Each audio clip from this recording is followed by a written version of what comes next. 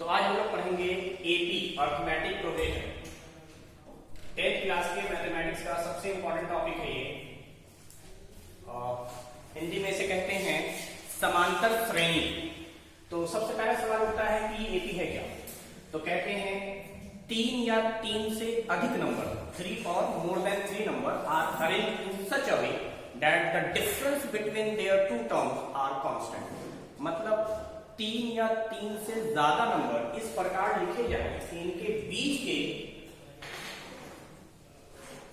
जो वैल्यूज हैं उनका डिफरेंस सेम रहे। जैसे 5 और 8 है तो इनके बीच का डिफरेंस आप देखते चले तो बाद माइनस फर्स्ट करना है, यानी 8 में से 5 गया, डिफरेंस 3 है।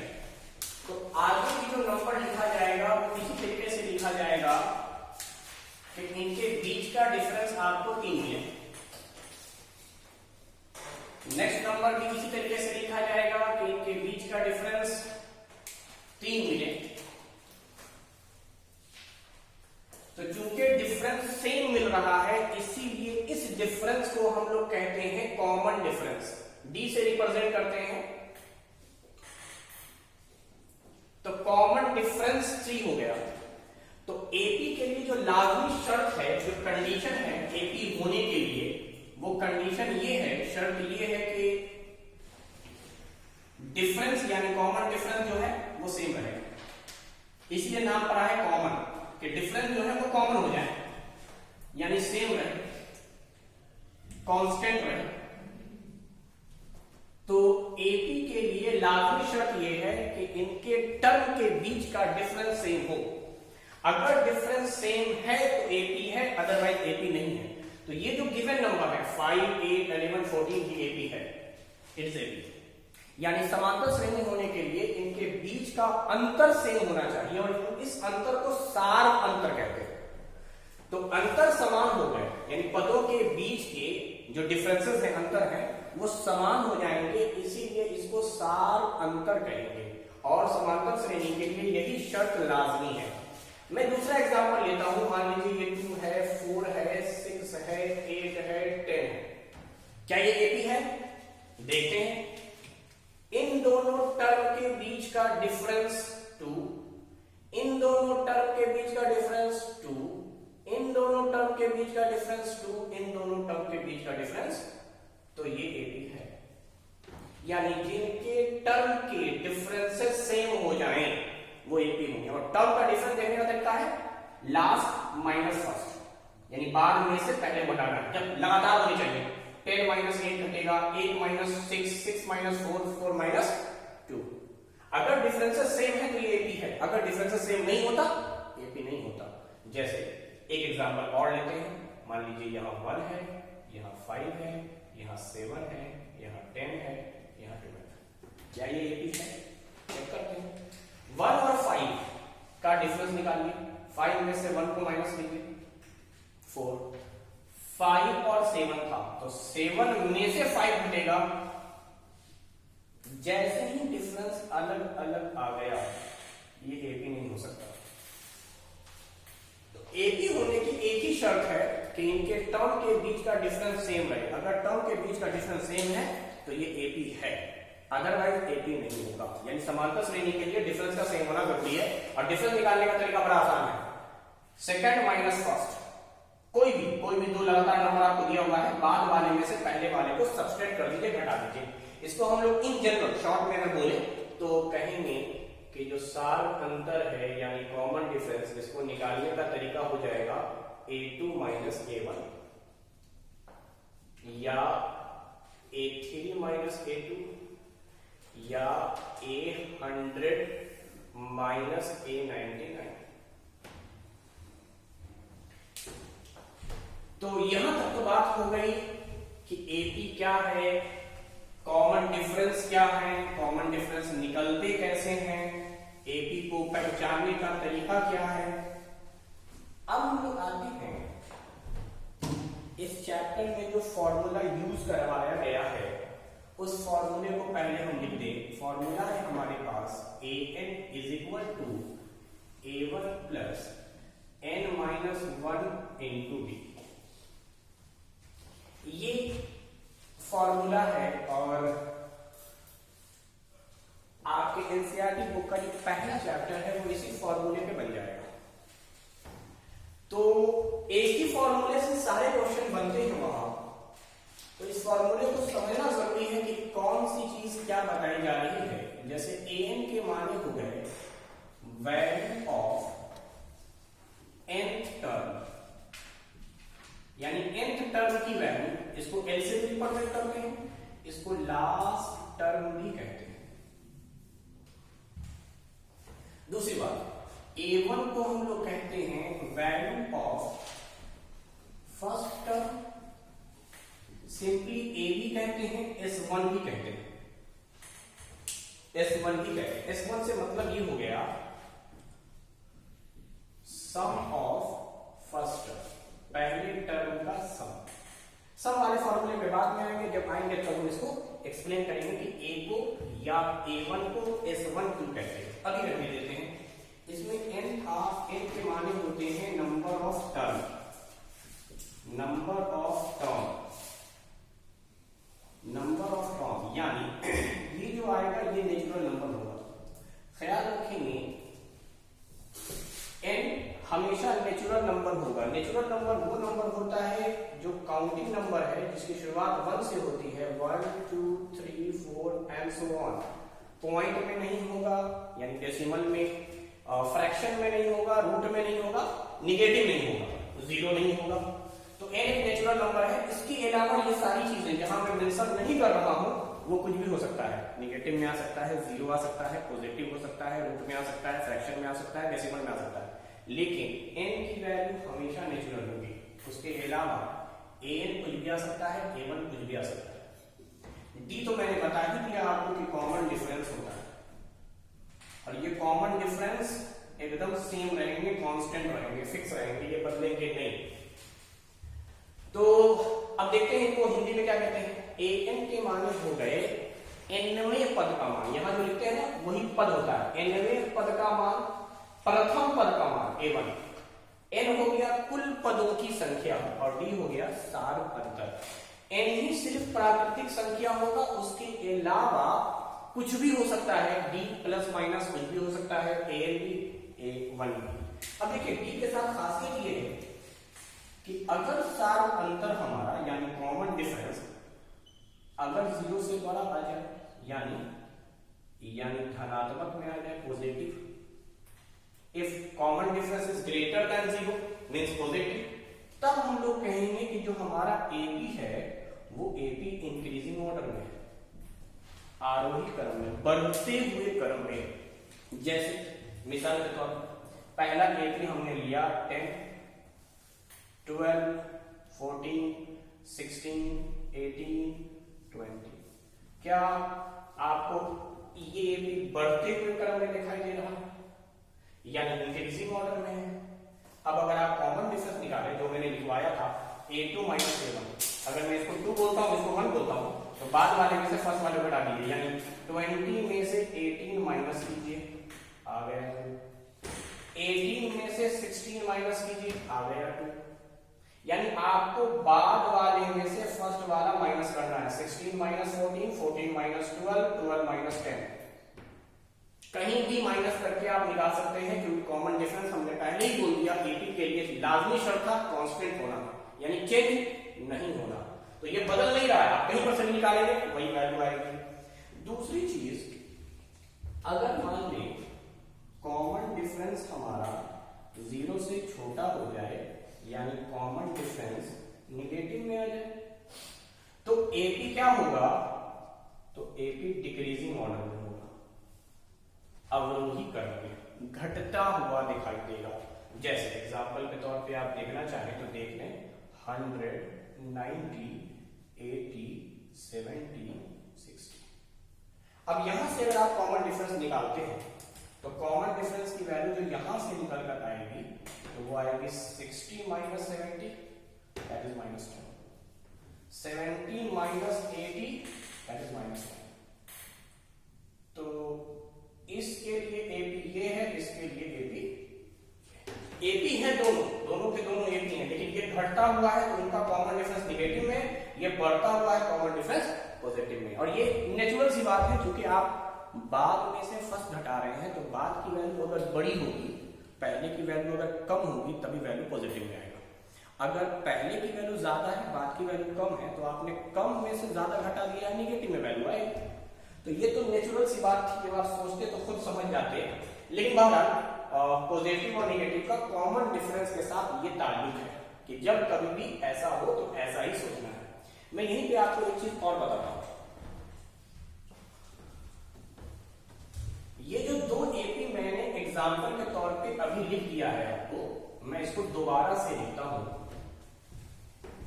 जैसे पहली बार मैंने एपी इंक्रीजिंग ऑर्डर में लिखा और मैंने ये लिखा कि कोई एपी है जिसमें पहला नंबर 10 है, दूसरा नंबर 12, तीसरा 14, 16, 18, 20, इसी तरीके से 100 बढ़ रहा है, ये वाला एपी। तो आप देखिए, इसको मैं कहूंगा A1। ये जो 10 है हमारा, ये वैल्यू ऑफ फर्स्ट टर्म है, इसी को A1 कहूंगा, इसी को A कहूंगा, इसी को S1 कहूंगा। ये हमारा A2 होगा, value of second term A2 होगा, इसको A3 कहूंगा, ये A4 होगा। ठीक है, इसी तरीके से A5, A6, यानी पहले नंबर पे जो वैल्यू है वो A1 है, दूसरे नंबर पे जो लिखा हुआ है वो सेकंड वैल्यू है, और तीसरे नंबर पे लिखा हुआ जो वैल्यू है वो थर्ड वैल्यू है, यानी A3 है। इस तरीके से नंबर सजे हुए हैं। तो इस वक्त इसका कॉमन डिफरेंस आ रहा है 2। मैं इसको +2 लिखता हूं पॉजिटिव में, सिर्फ 2 भी लिख सकता था, +2 भी लिख सकता था, एपी इंक्रीजिंग ऑर्डर में।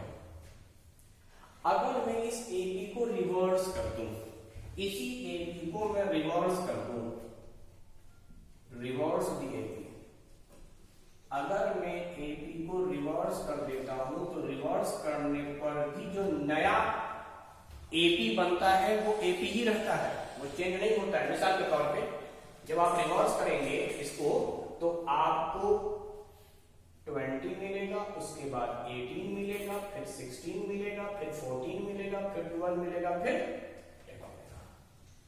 ये पूरा का पूरा एपी हमने रिवर्स कर दिया, यानी जो आखिर में था उसको पहले और जो पहले में था उसको आखिर में शिफ्ट कर दिया। अब जरा देखिए, जो आपको नया नंबर मिला है या नंबरों का जो पैटर्न मिला है, क्या ये एपी में है? तो हाँ है। एपी रिवर्स होकर भी एपी ही रहता है, बस फर्क क्या हो गया वो सुनिए। फर्क ये हुआ, ये बन गया हमारे लिए आखिरी टर्म, आखिरी टर्म, ये हमारे लिए बन गया आखिरी टर्म, और ये बन गया आखिरी में से एक टर्म। हमें नहीं मालूम कि आखिरी टर्म कितना है। अगर ये 100वां टर्म था तो ये 100 - 1 99वां टर्म, ये फिर एक और सेकंड, एक और टर्म इस तरह से, और जो सबसे आखिर में होगा यहां पर, ये हमारे लिए फर्स्ट टर्म होगा, और यहां पर जो आखिरी टर्म था वो था हमारे लिए लास्ट टर्म। तो कुल मिलाकर बात इतनी सी है कि जब आप एपी को रिवर्स करते हैं तो आखिरी टर्म बन जाता है पहला टर्म बन जाता है आखिरी टर्म, बिल्कुल रिवर्स हो जाता है। तो दूसरी बात, इसका विस्तार अंतर आएगा, यानी कॉमन डिफरेंस, वो मैग्नीट्यूड के हिसाब से 2 ही रहेगा, बस साइन बदलकर -2 हो जाएगा, साइन -2 हो जाएगा। अब आप चेक कर लीजिए -2 कैसे आ रहा है। हमें तो आता है फॉर्मूला निकालना। फॉर्मूला हमसे ये कहता था कि आप लास्ट में से पहले को घटा दीजिए। तो इस बार 10 और 12 लगातार टर्म थी, तो आप आखिर में से ठीक पहले वाले घटा दीजिए, 10 - 12 दैट इज -2। आप 12 में से 14 घटा दीजिए, 14 में से 16, जहां से चाहे आप निकाल लें, क्योंकि एपी में कॉमन डिफरेंस कांस्टेंट होता है। यहां पर भी आप घटा सकते थे, लेकिन इस बार घटाते तो आप घटाते 12 में से 10 को, 14 में से 12 को, 16 में से 14 को, 18 में से 16 को, 20 में से, तो यू विल गेट 2। क्लियर? तो कॉमन डिफरेंस का सिर्फ साइन बदल जाता है, इस बात का ख्याल रखेंगे। कॉमन डिफरेंस का साइन बदल जाता है और कुछ नहीं। अगर एपी उल्टेगा तो कॉमन डिफरेंस का साइन बदल जाएगा, एपी इंक्रीजिंग से डिक्रीजिंग हो जाएगा। सीधे चल रहा था तो इंक्रीजिंग था, उलट दिया तो डिक्रीजिंग हो गया। तो सिर्फ इतनी सी बात आपको जाननी है कि उलटने पर पहला आखिरी, आखिरी पहला, और एपी इंक्रीजिंग से डिक्रीजिंग हो जाता है, कॉमन डिफरेंस का साइन चेंज हो जाता है। ये आगे काम आएगा आपको, इसलिए यहां बता दिया हमने। तो ये सारी बातचीत हम लोग कर रहे हैं एपी के रिगार्डिंग जो फॉर्मूला हमारे पास दिया हुआ है उसके मुताबिक। हालांकि मैं फॉर्मूला यूज नहीं करूंगा। अब मैं आपको बता क्या रहा हूं, सुनिए।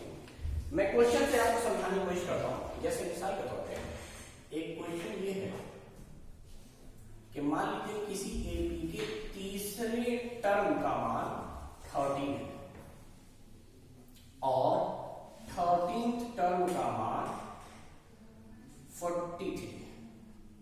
बोल क्या रहा है प्रश्न में कि इसके 10वें टर्म का मान क्या होगा, इसके 20वें टर्म का मान क्या होगा।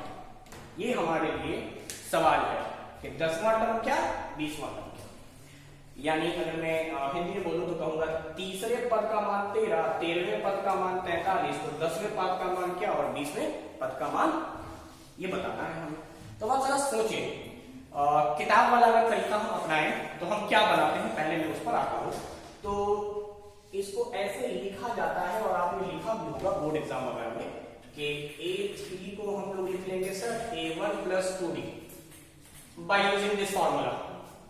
n की जगह पे 3 रख देंगे तो 3 माइनस 1 2D बन जाएगा। A3 हमारा दिया हुआ है 13 is equal to A1 plus 2D। ये हमारे लिए इक्वेशन 1 हो जाएगा, फर्स्ट इक्वेशन। लीनियर इक्वेशन बन रहा है, राइट समीकरण। दूसरा आते हैं A13 is equal to A1 plus 12D। Same formula है, अब n की जगह पे आपने 13 रख दिया तो इसी फॉर्मूले का यूज करके ये बन गया। अब 13 की वैल्यू दिया हुआ है 43 is equal to A1 plus 12D। यहां से आप इक्वेशन नंबर 2 लेंगे। इन दोनों इक्वेशन को आप सॉल्व करेंगे। सॉल्व करने के बाद A1 कट जाएगा, D बचेगा, लीनियर इक्वेशन एलिमिनेशन मेथड। उसके बाद आप सॉल्व करेंगे तो वहां से आप निकालेंगे D की वैल्यू।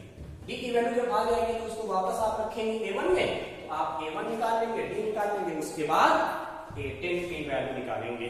यानी अगर आपको किसी तरीके से A1 पता चल जाए और D पता चल जाए मान लीजिए, तो अब क्वेश्चन पूछा है A10 तो A1 प्लस 90 और A20 A1 प्लस 90।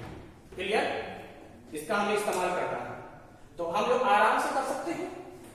इसको पहले सॉल्व करेंगे, इसको सॉल्व करने के बाद A1 कट जाएगा, D बचेगा, D निकालने के बाद D को चाहे इक्वेशन फर्स्ट में या इक्वेशन सेकंड में रखिएगा, A1 आ जाएगा।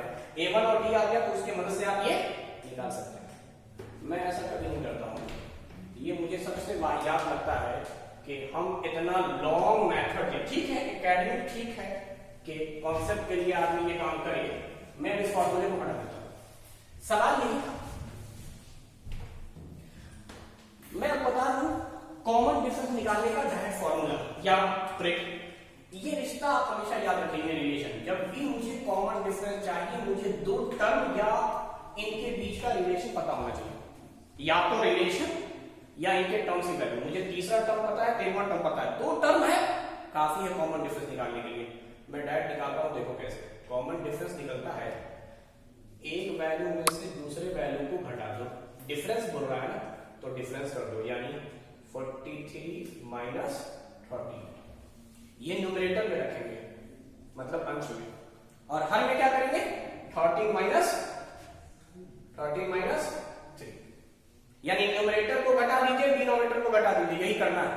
न्यूमरेटर को घटा दीजिए, तो न्यूमरेटर में कैसे घटाएंगे, वैल्यू घटाई जाएगी। जहां कहीं पर भी आपको 2 वैल्यू दिख जाए, आप इसमें से इसको घटा दो, फिर इनके टर्म्स को घटा दो। यानी 43 वैल्यू था 13 टर्म का, 13 वैल्यू थी 3rd टर्म की, डिफरेंस ले लो 43 minus 13, 30 divide by 10, common difference 3। उस फॉर्मूले से भी निकालोगे तो कॉमन डिफरेंस 3 आएगा। तो कॉमन डिफरेंस निकालने का ये तरीका है। कॉमन डिफरेंस एक झटके में आ जाएगा, कुछ नहीं करना, 2 वैल्यू को आपस में घटाना है, 2 टर्म को आपस में घटाना है। अब कोई मुझसे ये कह सकता था कि सर आपने 43 में से 13 क्यों घटाया, क्या हम 13 में से 43 नहीं घटा सकते हैं? बिल्कुल घटा सकते हैं, बिल्कुल घटा सकते हैं।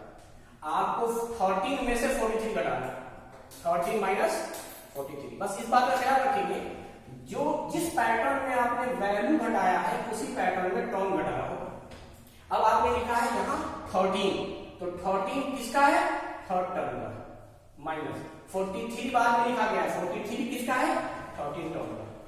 तो आप देखिए 13 माइनस 43, क्या ये माइनस 30 आता है? और 3 माइनस 13, क्या ये माइनस माइनस कट जाएगा, यहां से भी 3 आएगा, यानी प्लस 3 है, यानी एपी इंक्रीजिंग ऑर्डर में। और ये दिख रहा है मुझे एपी इंक्रीजिंग ऑर्डर में। तीसरा नंबर सोचिए, तीसरा नंबर 13 है, third number is 13 and 13th number is 43। 13वां नंबर 43 है, यानी धीरे धीरे बढ़ता जा रहा है। 13 से 43 हो गया, 13 से 43 हो गया, एपी इज इंक्रीजिंग ऑर्डर। और तरीका यही है, वैल्यू घटाना है, नीचे टर्म घटाना है, एपी का कॉमन डिफरेंस आ गया। और कॉमन डिफरेंस सबसे इंपॉर्टेंट पार्ट था, तो कॉमन डिफरेंस निकालने के लिए ट्रिक इस्तेमाल करेंगे। कोई a1 u1 की जरूरत नहीं पड़ेगी आपको सिंपल सा दो वैल्यू को सब्ट्रैक्ट करना है, दो टर्म को घटाना है, न्यूमरेटर बाय डिनोमिनेटर करके कॉमन डिफरेंस निकाल लेना है। क्लियर? तो कॉमन डिफरेंस बहुत आसानी से निकल गया इस एपी का।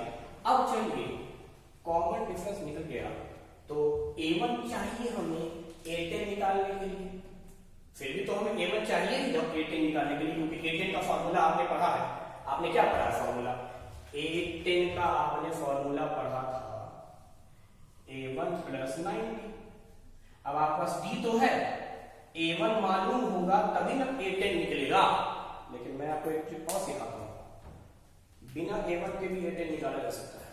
अब वो कैसे निकाला सकता है वो सुनिए।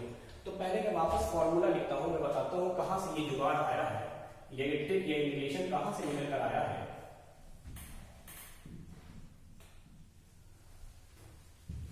यही फॉर्मूला है। अब ध्यान से सोचो, अगर मैं यहां 1 की जगह 2 लिख देता, क्या लिख देता? तो मुझे n-2 करना पड़ता। यहां 1 था तब ना फॉर्मूला n-1 था। अगर मैं यहां 2 ले लेता तो n-, अगर मैं यहां 3 ले लेता तो n-3 हो जाता। यानी इसी फॉर्मूले में जो 1 था उस 1 को हटा दिया मैंने। मैं 1 नहीं लिखता हूं, मैं 1 लिखता ही नहीं, मैं तो वो लिखता हूं जो मुझे पता है, अब a1 मुझे नहीं पता तो मैं a1 लिखूंगा ही नहीं। a1 नहीं लिखूंगा तो 10 में से 1 नहीं घटाऊंगा। तो इसलिए मैं a1 नहीं फॉर्मूला यूज करता, मैं सीधे बोलता हूं कॉमन डिफरेंस निकालो। जो कॉमन डिफरेंस बहुत इंपॉर्टेंट पार्ट है, हालांकि मैं a1 भी निकलवा सकता हूं लेकिन वो बाद में। तो a10 निकालने का जो तरीका है हमारे पास, अगर a1 नहीं दिया हुआ है तो भी हम निकाल सकते हैं, a1 की कोई जरूरत नहीं है। यहां करना क्या है, a3 a13 ये दो नोन है, मैं यहां पे उस वैल्यू रखता हूं जो नोन है। जैसे a3 अगर नोन है, हमें पता है a3 है, तो मैं यहां a10 निकालने जा रहा हूं a3 की मदद से। तो 10 में से 3 चला जाएगा, 70 बचेगा। जरूरी नहीं है कि मैं a1 ही लिखूं, यहां वो लिखते हैं जो हमें पता है। तो a10 निकालना था, a3 के मदद से निकाल रहे हैं। तो तरीका क्या है, 10 में से 3 माइनस कर दो, यहां जो भी लिखो उसको माइनस कर दो, 10 में से 3 जाएगा 70। अब a3 की वैल्यू तुमको पता है, a3 की वैल्यू दी गई है 13, इसीलिए तो हमने a3 को लिखा है क्योंकि a3 की वैल्यू पता है हमें, प्लस 7। d हमने निकाला था, d की वैल्यू आई थी 3। तो अब अगर इसको सॉल्व करते हैं तो ये आ गया 13 प्लस 21। सॉल्व कर लो इसको, 3 1 4 34, यानी 10वें टर्म की वैल्यू 34। अब एक सवाल आया कि हमने a10 को a3 के मदद से क्यों निकाला, a13 के मदद से निकाल सकते थे।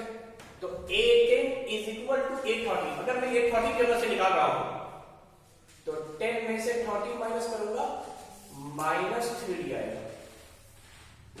जबकि यहां पे +7 आया था, 10 में से 3 माइनस हुआ था, 7 आया था, 7 का मतलब +7। जबकि 10 में से 13 को माइनस किया, -3 आया, इसलिए मैंने लिखा -3d। प्लस आएगा तो प्लस लिखेंगे, माइनस आएगा तो माइनस लिखेंगे। हम वही वैल्यू लिखते हैं जो हमें पता है। पता हमें 3 था और 13 था, तो हम या तो 3 के मदद से निकाल सकते हैं या 13 के मदद से निकाल सकते हैं। अगर मैं 13 के मदद से निकालूंगा तो 13 की वैल्यू कितनी आ गई, 43 -3, d की वैल्यू कितनी है 3। तो 43 माइनस 9 सॉल्व करो 34। तो तुम या तो 3 के मदद से निकाल लो या 14 के मदद से निकाल लो, आंसर सेम आएगा।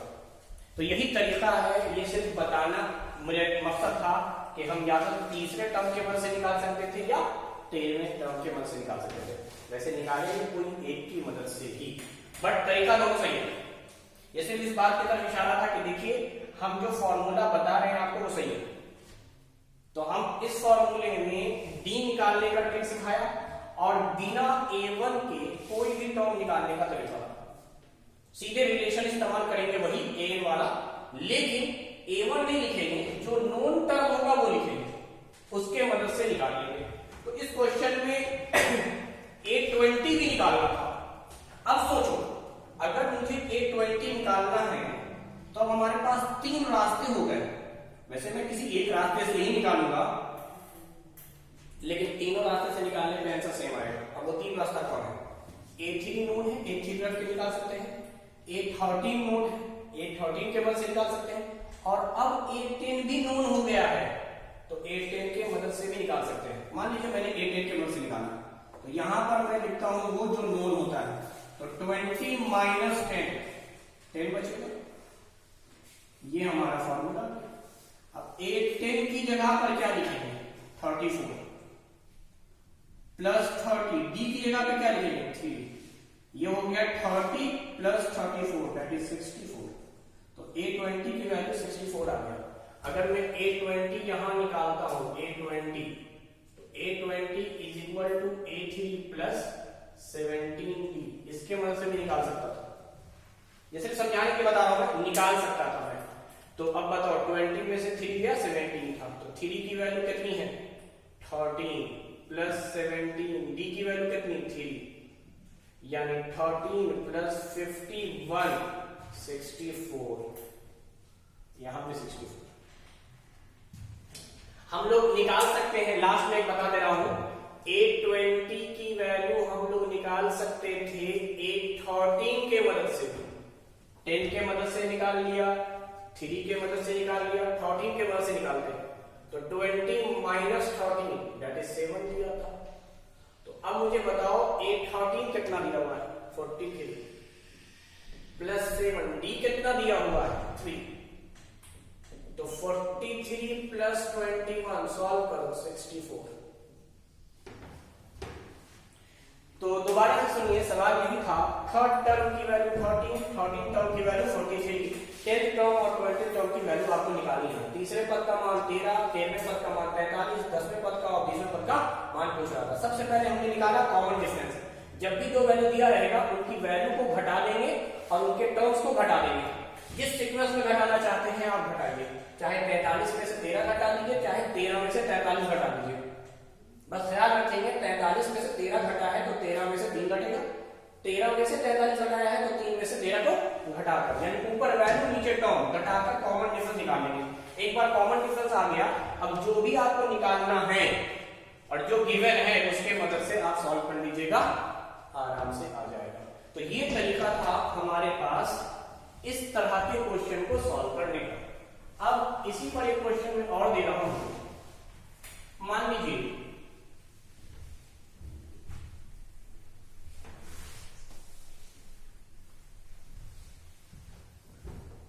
कोई सवाल है इस तरह से, -30 -25 -20, इस तरीके से ये जा रहा है और आखिर में जाकर यहां पर 130 हो गया है। ये एपी का लास्ट है।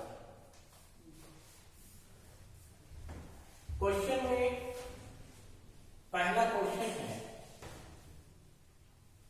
हमें निकालना है 20th टर्म क्या होगा। दूसरी बात, total number of term, total number of term, इस एपी में टोटल टर्म कितने हैं। और तीसरा 10th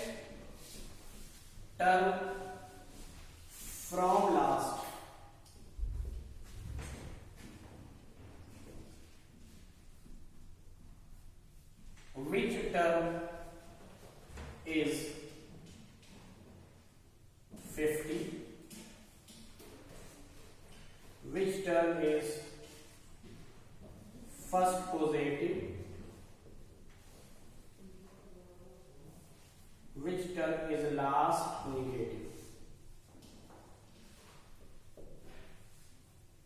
or B, which term is 28.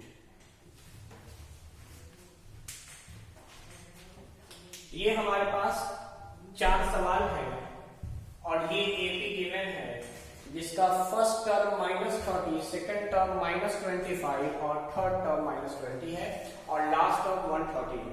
देखिए जब एपी इस तरीके से दिया रहता है तो इसका कॉमन डिफरेंस निकालना बड़ा आसान है। कोई भी दो लगातार पकड़ लीजिए, चाहे -20 और -25 इनको घटा दीजिए, चाहे -25 और -30 को घटा दीजिए। यानी मैं क्या कर रहा हूं वो सुनिए, -20 माइनस -25, -20 +25, 5 आ गया।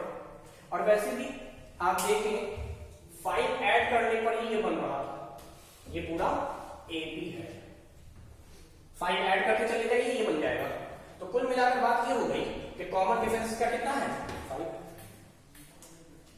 तो इस एपी का कॉमन डिफरेंस +5 आया। आप कहीं से भी निकाल सकते थे, इसमें से ये भी मैंने माइनस किया है, आप इसमें से इसको ही माइनस कर सकते थे। दो लगातार टर्म है, सेकंड माइनस फर्स्ट करके आप निकालेंगे, आपका सार अंतर 5 आएगा। अब कह रहा है कि मुझे 20 टर्म निकालना है, यानी A20 की value, find the value of A20।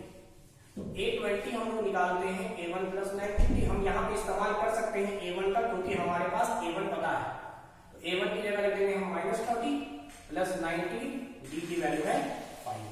तो -30 + 90 × 5 95। सॉल्व कीजिएगा तो ये आ जाएगा 65।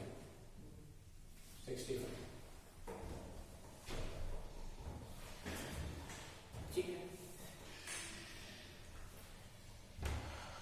अब यहां पे सवाल ये है कि टोटल टर्म कितने हैं, यानी आपको निकालना क्या है, n। आपको निकालना n है। n निकालने का भी आपको एक तरीका बताते हैं, डायरेक्ट आप n कैसे निकालेंगे। तो n निकालने का तरीका ये है कि आपको लास्ट टर्म लिखना ही लिखना है।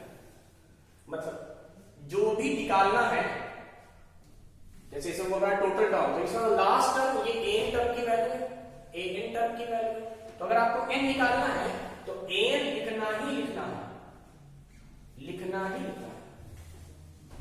लास्ट टर्म लिखना ही लिखना है। तो हमने लिख दिया 130। अब इसमें से माइनस कर दीजिए कोई भी टर्म आपकी मर्जी। मिसाल के तौर पे मैंने माइनस कर दिया ये, मेरा जो चाह रहा है ये माइनस करने का, तो मैं माइनस कर रहा हूं -20। यानी लास्ट टर्म में से कोई भी टर्म आप क्या करेंगे, माइनस कर देंगे और डिवाइड बाय कॉमन डिफरेंस। इस बात का ख्याल रखिएगा, लास्ट टर्म माइनस कोई भी term divide by common difference. जो टर्म आपने माइनस किया है उसको ऐड कर दीजिएगा। आपने तीसरे टर्म की वैल्यू लिया है, ये पहला टर्म है, ये दूसरा टर्म है, ये तीसरा टर्म है। फिर से समझा रहा हूं, अगर n निकालना है तो मैं डायरेक्ट निकाल सकता हूं n, जैसे कॉमन डिफरेंस डायरेक्ट निकालता था वैसे ही n डायरेक्ट निकाल सकता हूं। n डायरेक्ट निकालने का तरीका ये है कि आपको लास्ट टर्म लेना है, उसमें से आपको घटा देना है कोई भी टर्म। अगर मैंने पहला टर्म घटाया होता माइनस करके -30 लिखा होता तो यहां पे +1 करता, क्योंकि पहला टर्म घटाया है तो पहला जोड़ता, दूसरा टर्म घटाता 2 जोड़ता, तीसरा टर्म घटाऊंगा 3 जोड़ूंगा। जो भी टर्म माइनस कीजिएगा वही जोड़िएगा। तो यहां से कैलकुलेशन एक लाइन में हो जाएगा, ज्यादा आसानी से हो जाएगा। जैसे मुझे ये दिख रहा है माइनस प्लस, तो 130 + 20 दैट इज 150। 150 को 5 से कर दिया तो 5 × 15 होता है 30। ये 150 समझा जाए 150। तो 5 से डिवाइड करेंगे 30 + 3 33, यानी टोटल टर्म 35 है। टोटल टर्म 33 है, यानी 33वें टर्म की वैल्यू है 120। ये है तरीका। अब कोई बोलेंगे सर फिर से समझाइए n टर्म निकालने का तरीका। तो n टर्म निकालने का फिर से तरीका समझो। अगर मैंने यहां 130 लिया जो कि लेना ही है, माइनस मैंने 30 माइनस किया था, -30, नीचे तो कॉमन डिफरेंस से ही डिवाइड करना है। अब क्योंकि यहां आपने -30 किया है तो 1 ऐड करेंगे। तो अब जरा सोचिए, माइनस माइनस प्लस 130 प्लस 30 160 5 से काट दो 5 3 या 15 110 5 2 या 32 प्लस 133 वही आंसर तो n निकालने का आसान सा तरीका सीख लीजिए लास्ट टर्म लेके माइनस कोई भी टर्म को आप माइनस कीजिए divide by common difference plus जो भी टर्म माइनस कीजिएगा उसी को जोड़ना है पहला टर्म कीजिएगा तो पहला जोड़िएगा दूसरा टर्म कीजिएगा तो दूसरा जोड़िएगा अब ये क्वेश्चन बड़ा अच्छा आ गया कि हमें 10th टर्म निकालना है लास्ट से मतलब यहां से 10वां टर्म निकालना है यहां से अब इसका एक आसान सा तरीका ये है कि आप इधर से काउंट करना शुरू कीजिएगा इधर से और 10वां टर्म निकाल लीजिए तीसरे क्वेश्चन का आंसर बता रहा हूं 10वां टर्म इधर से गिन लीजिए ये फर्स्ट है सेकंड है थर्ड है फोर्थ है फिफ्थ इस तरह से करके ऐसे काउंट करेंगे तो फॉर्मूला बन जाएगा हमारे लिए a1 प्लस 90 a1 प्लस 90 अब मैं a1 की जगह पे क्या लिखूं तो मैं a1 की जगह पे लिखूंगा 130 क्योंकि मैंने इस इधर से गिनना शुरू किया है तो इसको फर्स्ट माना है यही होता है जब भी लास्ट से बोले तो लास्ट टर्म को फर्स्ट मान लीजिए वही जो मैंने सिखाया था कि ab को रिवर्स करते हैं तो लास्ट टर्म फर्स्ट बन जाता है तो ये हमारे लिए हो गया फर्स्ट टर्म इसके बाद वाला होता तो सेकेंड थर्ड तो फर्स्ट टर्म प्लस 9 अब बात है d की क्योंकि a के रिवर्स हो गया है उधर से चल रहे थे तो कॉमन डिफरेंस प्लस 5 था जब आप इधर से चलिएगा तो कॉमन डिफरेंस माइनस 5 हो जाएगा बस यही ख्याल रखना जब भी लास्ट से बोले आपको लास्ट में टर्म को फर्स्ट टर्म मान लेना है और कॉमन डिफरेंस का साइन चेंज कर देना है अगर प्लस में है तो माइनस हो जाएगा माइनस में था तो प्लस हो जाता तो अब आप देखिए 130 माइनस 45 होगा तो अब इसके माने क्या हो गए 85 इज द आंसर यानी इधर से लास्ट से 10वें टर्म की वैल्यू जो है वो 85 है यानी यहां पर आखिर से 10वें टर्म की वैल्यू 85 है लास्ट से जो लोग इधर से चलते हुए बनाते हैं कि पहले हम टोटल टर्म निकालेंगे जो कि आ गया है 33 उसके बाद निकालेंगे वो गलत है उतना और डिटेल में जाने की जरूरत नहीं है आप सबसे आसान तरीका है लास्ट से बोले तो आप लास्ट से शुरू कर दीजिए और सिर्फ कॉमन डिफरेंस और आखिरी टर्म को फर्स्ट टर्म मान लेना है कॉमन डिफरेंस का साइन चेंज करना है एकदम आराम से आ जाएगा 85 हाँ अब यहां बोलना है कौन सा टर्म 50 है विच टर्म इज 50 वही तरीका हम मान लेंगे ए वाले क्वेश्चन के लिए कि आखिरी टर्म 50 यानी एनवा टर्म 50 है तो क्या मुझे एन निकालना और अभी सिखाया मैंने एन निकालने का ट्रिक कि आपको एन तो लेना ही लेना बोला था कौन सा टर्म 50 है मान लिया हमने आखिरी टर्म 50 है हमें वही निकाले जैसे यहां कौन सा टर्म 130 था तो मान लो ना एनवा टर्म 130 था तो एन निकाल कौन सा टर्म है उसी तरीके से कौन सा टर्म 50 है तो हमने मान लिया कि ये भी 50 पे जाके खत्म हो गया 50 ही लास्ट टर्म था तो लास्ट वाला टर्म निकालना है क्या होगा तो वही तरीका अब इसमें से हम क्या घटा सकते हैं कोई भी टर्म मान लो 30 घटा दिया 30 घटा दिया divide by common difference plus 1 क्योंकि आपने 30 टर्म घटाया था तो 31st टर्म की वैल्यू थी तो ये माइनस माइनस प्लस हो गया 50 प्लस 30 80 18 25 यानी 19वां टर्म कौन सा टर्म 50 है इस एपी में तो 19वां term 19th term of this AP will give 50 19वें पद का मान 50 है 19वें पद का ठीक है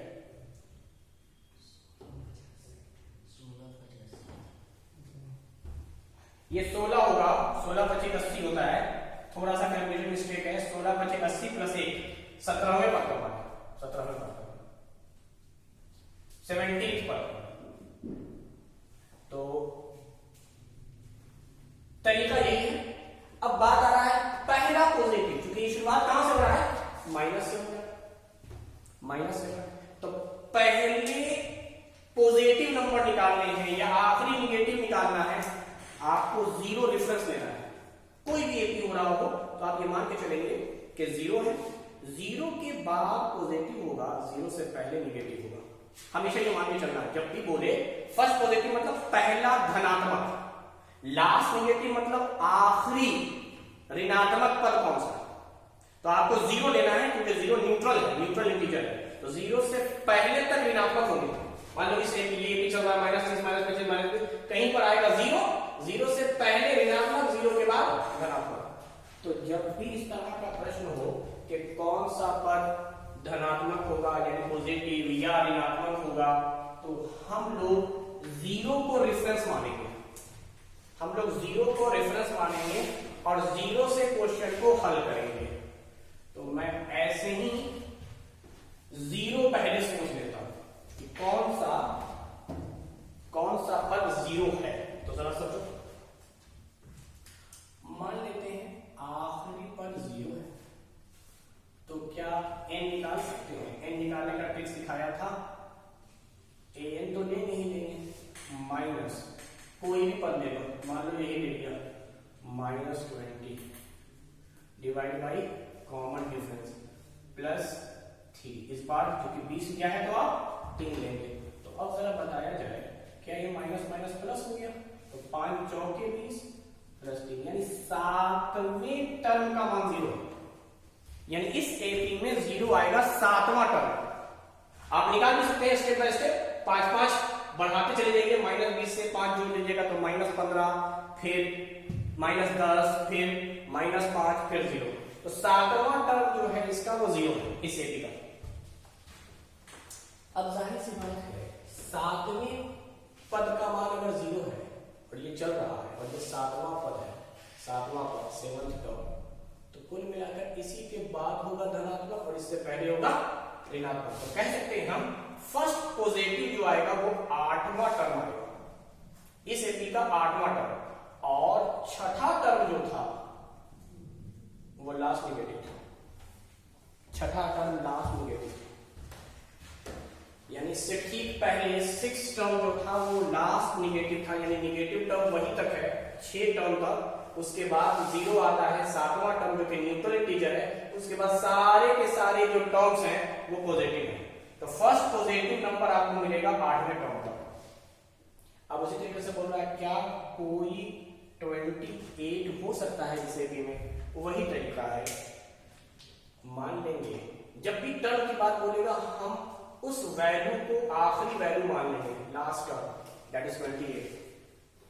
यहां से वापस मुझे n निकालना है, तो n के लिए मैं क्या करूंगा, लास्ट माइनस कोई भी टर्म, चलो -20 ले लेता हूं, -20 डिवाइड बाई 5 प्लस 3, तो याद रखो ये दोनों मिलाकर कितने होंगे 48 डिवाइड बाई, ये पूरी तरह से डिवाइड नहीं होगा, इसका मतलब कोई भी टर्म 28 नहीं होगा, क्योंकि याद करो मैंने बताया था कि जो n आता है ना वो नेचुरल नंबर है, वो पॉइंट में नहीं आता, फ्रैक्शन में नहीं आता, और ये पूरी तरह से कट नहीं रहा है, यानी अगर मैं इसको काटने की कोशिश करूं तो कितना आएगा, 9 5 जा 45 और 5 6 जा 30, 9.6 प्लस 3 दैट इज 12.6, यानी इसके माने क्या हुए, इसके माने ये हुए कि 12वां नंबर और 13वें नंबर के बीच में कोई नंबर होगा जिसकी वैल्यू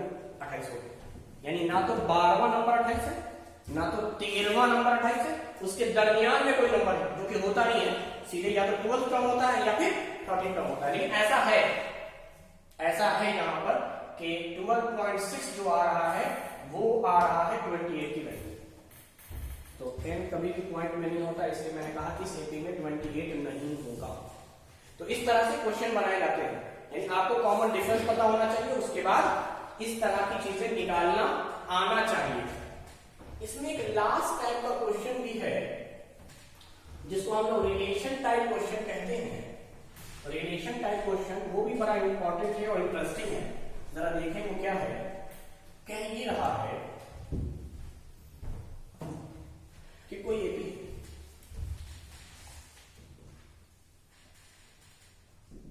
मान लीजिए कोई एपी है जिसकी वैल्यू दिया हुआ है -13 -3 इस तरह से करके कह रहा है which term is 100 more than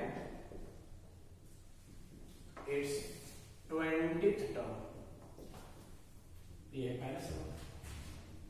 और दूसरा सवाल है which term is 50 less than its 30th term।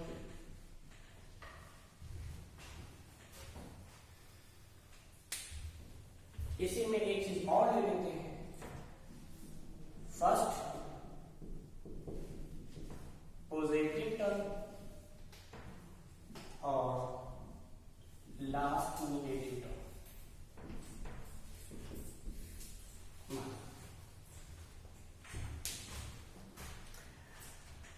मान लीजिए कोई एपी है जिसमें प्रथम पद का मान -13 है और द्वितीय पद यानी दूसरे पद का मान -3 है, यानी first term is -13, second term is -3। Question पे कह रहा है कि वो कौन सा टर्म होगा जिसकी वैल्यू 100 ज्यादा होगी 20वें टर्म से, 20वें टर्म से 100 ज्यादा होगी, वो कौन सा है। तो अक्सर बच्चे क्या करते हैं, पहले यहां कॉमन डिफरेंस तो खैर निकालेंगे ही निकालेंगे, जो कि आ जाएगा +10। कॉमन डिफरेंस निकालेंगे तरीका, इसमें से आप इसको माइनस कर दीजिए, -3 -40, तो यू विल गेट 10, यानी एपी बढ़ रहा है। अब उसके बाद वो क्या करते हैं, कहते हैं सर पहला टर्म तो दिया है ना a1, तो हम निकालेंगे 20 टर्म की वैल्यू, फिर उसमें 100 ऐड करेंगे, 100 जब ऐड करेंगे तो हमें वो वैल्यू निकल कर आएगी, उसको मान लेंगे n टर्म की वैल्यू। यानी वो करते क्या, मैं सिर्फ समझाने की बोल रहा हूं, वो a20 निकालते हैं इस तरीके से। चलो मान लो मैं निकाल रहा हूं a1 + 19d, तो a1 की जगह पर आप लिखिएगा -13 + 19d की जगह लिखिएगा 10, इसका मतलब -13 + 190, तो 190 में से 13 घटा दो 167, यही आएगा 177। तो a20 की वैल्यू आ गई। अब इसमें क्या करते हैं, 100 जोड़ते हैं और ये मानते हैं कि आखिरी टर्म की वैल्यू जो होगी वो 227 होगी। तो यही हमें निकालना है कि कौन से टर्म की 277 वैल्यू है। तो वही तरीका n निकालना है, लास्ट टर्म माइनस कोई भी टर्म, मान लो मैंने -3 ले लिया, मान लो मैंने -3 ले लिया, डिवाइड बाय कॉमन डिफरेंस और +2, यही होगा, क्योंकि दूसरे टर्म की वैल्यू क्या है, तो 277 और ये माइनस माइनस हो गया प्लस 280 बटा 10 + 2 यानी 30, 30वें टर्म की वैल्यू है, 30वें टर्म की वैल्यू।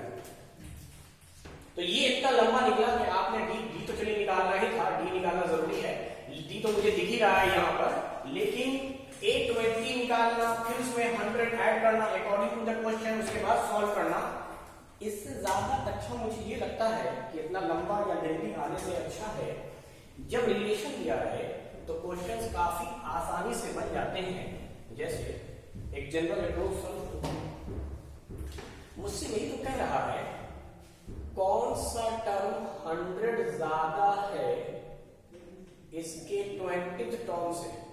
क्यों ना हम ऐसा मान लें कि इसके 20 टर्म की वैल्यू x है, क्यों निकालने जाएं, निकालने में टाइम क्यों वेस्ट करें, हम सिंपल से ये मानते हैं कि 20 टर्म की वैल्यू x है, तो according to the question nth term की वैल्यू क्या हो जाएगी, 100 ज्यादा है 20 टर्म की वैल्यू से, तो मुझे निकालना n है ना, तो n के माने हो गए लास्ट टर्म माइनस 20 टर्म की वैल्यू, यही सिखाया था, डिवाइड बाय कॉमन डिफरेंस। चूंकि आपने 20 टर्म की वैल्यू को माइनस किया है तो यहां 20 जोड़ देंगे, बस खत्म।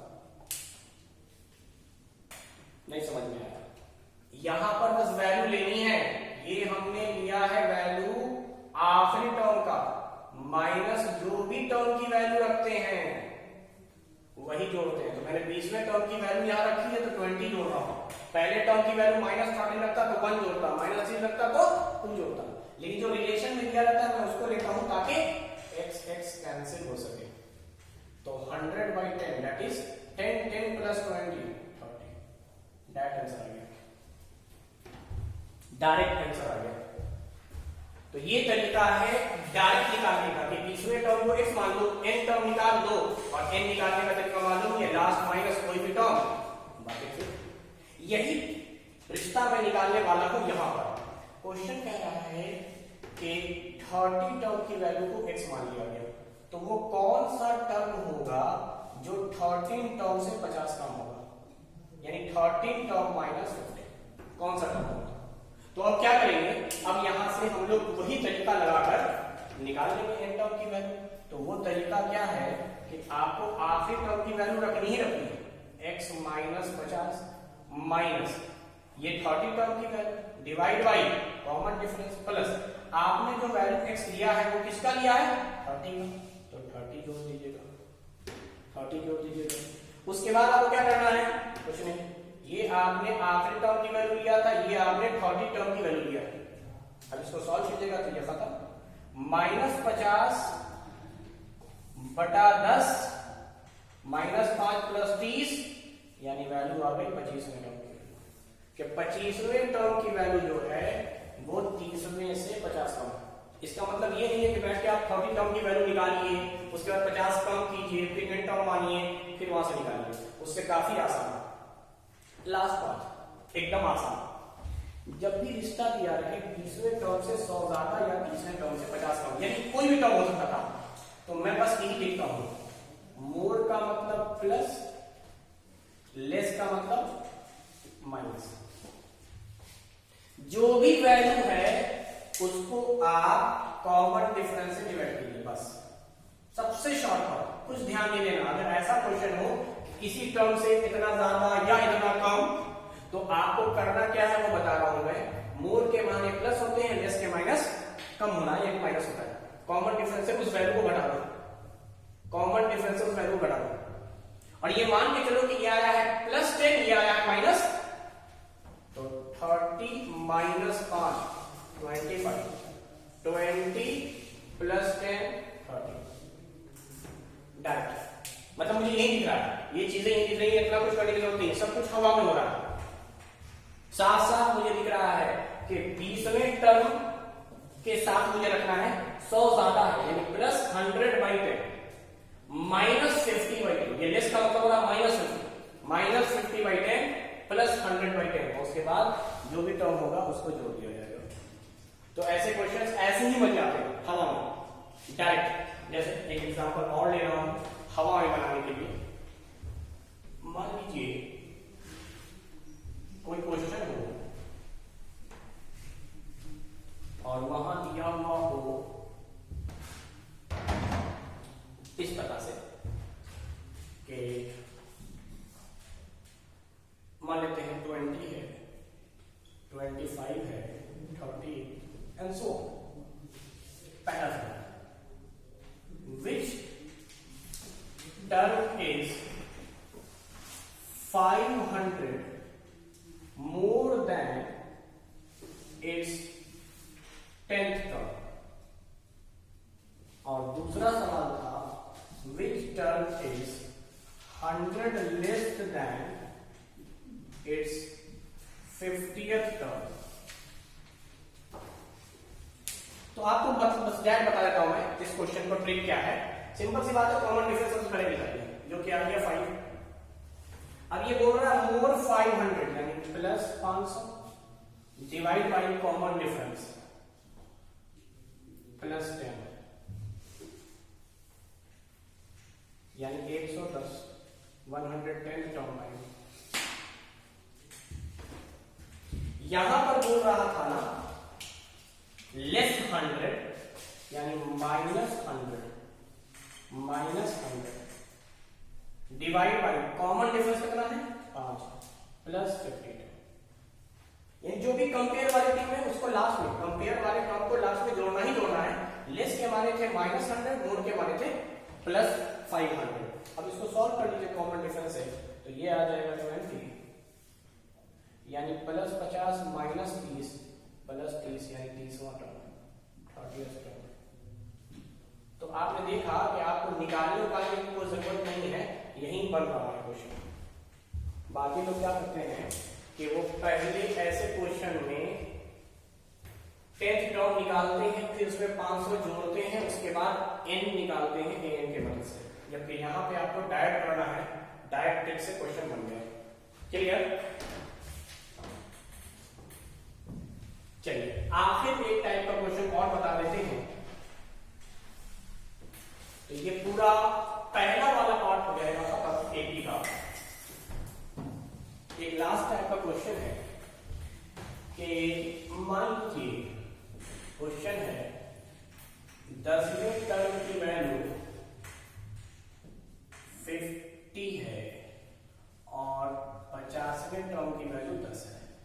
क्वेश्चन कह रहा है 60वें टर्म की वैल्यू क्या होगी, क्वेश्चन कह रहा है 70वें टर्म की वैल्यू क्या होगी, क्वेश्चन कह रहा है पहले टर्म की वैल्यू क्या होगी, क्वेश्चन कह रहा है 10वें नहीं 5वें टर्म की वैल्यू क्या होगी, क्वेश्चन कह रहा है 40वें टर्म की वैल्यू क्या होगी। ये क्वेश्चन हालांकि हमारे पास तरीका है बनाने का और मैं बना सकता हूं, लेकिन बिल्कुल डायरेक्ट क्वेश्चन देखा आंसर आ गया, ये इस तरह का क्वेश्चन है। क्वेश्चन देखा आंसर आ गया, कैसे वो थोड़ी देर में मैं एक दो क्वेश्चन का पहले आंसर निकाल देता हूं जो आपको सिखाया है शुरू में। क्या आप यहां से सबसे पहले कॉमन डिफरेंस निकालेंगे जो कि आएगा 50 माइनस 10 डिवाइड बाई 10 माइनस 50, ये सिखाया था मैंने। 50 माइनस 10 10 माइनस 50, तो क्या ये 40 बटा माइनस 40 हो गया, यानी -1। This is the common difference. अब मुझे 60वें टर्म का आंसर निकालना है, तो क्या मैं 60वें टर्म को 50वें टर्म के बल से निकाल सकता था? तो अब मुझे बताओ A50 कितना दिया हुआ है 10 प्लस 10, ये कितना आया है -1, यानी ये तो 0 आ गया।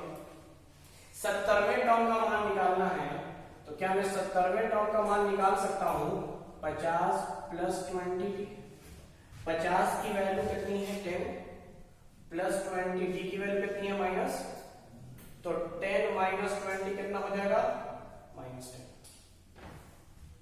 अच्छा पहला टर्म निकाल देता हूं, पहले टर्म की वैल्यू, फर्स्ट टर्म की वैल्यू, तो पहला टर्म बराबर A10 माइनस 90, A10 की वैल्यू 50 माइनस 9, D की वैल्यू -1, यानी 50 प्लस 9 दैट इज 59। ये पहला टर्म आ गया। मुझे असल में 5वां निकाल सकता हूं, 40वां निकाल सकता हूं। तो ये जो पहला मैंने क्वेश्चन सिखाया था तो बिल्कुल उस जैसा है कि 10वें टर्म का मान दिया है, 50वें टर्म का मान दिया है, 60वें 70वें सबका निकालना था। तो सबसे पहले इन दोनों के मदद से कॉमन डिफरेंस निकालिए। कॉमन डिफरेंस एक बार आ गया और जो चीज नोन है उसके मदद से हम क्वेश्चन को सॉल्व करते जा रहे हैं। दूसरी बात जो कि में खास है वो पैटर्न को समझिए आप। आंसर तो खैर मैं ला ही दूंगा। अगर कभी भी ऐसा हो कि यहां वैल्यू दी हुई है, यहां जो वैल्यू है यहां टर्म है, यानी 50वें टर्म का मान 10 और 10वें का मान 50, यानी आपस में इंटर एक्सचेंज हो रहा है। इसको हम कहते हैं डायरेक्ट एक्सचेंज। तो डायरेक्ट एक्सचेंज हो रहा है एक तरह से कि अगर गौर से देखें आप तो ये डायरेक्ट एक्सचेंज है कि 10वें टर्म का मान 50, 50वें टर्म का मान 10, अदला बदली। एक जगह टर्म था दूसरी जगह वैल्यू हो गई, यहां टर्म है तो यहां वैल्यू हो गई। जब भी अदला बदली वाला सवाल हो, जब भी, तो याद रखना इसका जो कॉमन डिफरेंस आता है वो -1 आता है ऑलवेज, हमेशा। जब भी डायरेक्ट एक्सचेंज होगा, जब भी डायरेक्ट एक्सचेंज होगा कॉमन डिफरेंस -1, निकालने की जरूरत नहीं है। निकालने की थोड़ा कॉमन डिफरेंस निकालने में ज्यादा टाइम बर्बाद नहीं होता है, लेकिन मैं कह रहा हूं अगर जहन में आपके रहे तो ज्यादा अच्छा है।